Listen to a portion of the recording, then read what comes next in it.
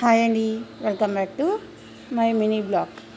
ఈరోజు వచ్చేసి రాగుల్నే నానబెట్టి రాత్రంతా మార్నింగ్ లేసి రుబ్బుకునేంత టైం కూడా అవసరం లేకుండా రాగి పిండితో ఎలా చేసుకోవాలనేది చూపిస్తున్నాను.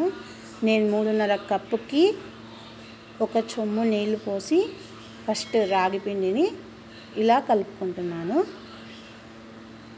ఇలా కలుపుకునే విధానం వచ్చేసి ఇలా ఉండాలి. ఎలా అంటే ఉండలు లేకుండా బాగా నీట్గా కలుపుకోవాలి. కలుపుకున్న తర్వాత 2 కప్పుల మినప్పిండి వేసాను. దాంట్లోకి తగినంత ఉప్పు వేస్తున్నాను. దానికి ఇదైతే చాలా ఈజీగా ఉంటుంది, ఏ ఇబ్బంది లేదు. కొందరికి రాగులు మెదగాల, రాగులు రాత్రి నానేసుకోవాలనే టెన్షన్ కూడా అవసరం లేదు. ఇది అది కాక కొంచెం ఖర్చు కూడా తక్కువ వస్తుంది. గ్రైండర్కి వేయాలనేది టెన్షన్ లేకుండా పిండి మనం ఒకసారి ఆడించుకొని వచ్చామంటే సరిపోతుంది. కేజీ పిండి 3 టైమ్స్కి వస్తుంది. దోశలు కూడా చాలా బాగా వచ్చాయి. చూడండి, ఒక్కసారి చూడండి.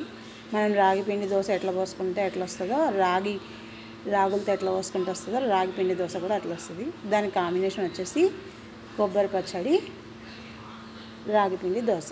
బాయ్, లైక్ చేయండి.